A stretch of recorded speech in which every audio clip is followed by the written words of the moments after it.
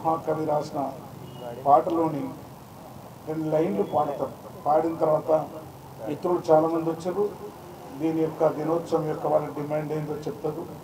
గౌరవమైన పత్రికా విలేకరులారా, ఇది మీకు ముందుగానే చెప్తున్న బయట మాత్రం, ఇంకా మీటింగ్ స్టార్ట్ కాలేదు.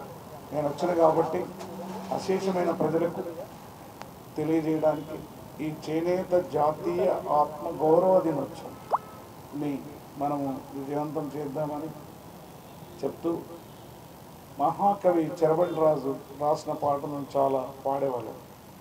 దాంట్లో ఉంటాయి, నేను పాడతాను. గౌరవనీయులైన ప్రధానమంత్రి గారు, గౌరవనీయులైన ముఖ్యమంత్రి గారు, చేనేత కార్మికులంటే ఒక ఆత్మగౌరవానికి, ఆత్మగౌరవ పోరాటానికి సింబల్. మనిషికి ఈరోజు ఇల్లు లేకున్నా, తిండి లేకున్నా బతకగలడు, కానీ బట్ట లేకుండా బతకలేడు.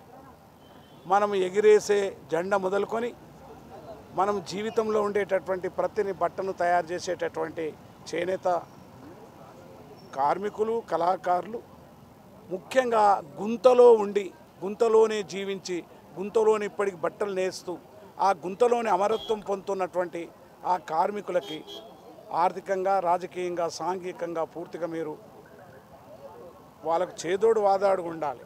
అది వాళ్ళ రైట్, మనం ఇవ్వడం కాదు. ఎందుకంటే వాళ్ళ వృత్తిని మనం తీసుకున్నప్పుడు ఆ వృత్తి కళాకారులకు అందరికీ మనము పూర్తిగా ప్రభుత్వం బాధ్యత తీసుకోవాలని ఈ సందర్భంగా నేను విజ్ఞప్తి చేస్తున్నాను.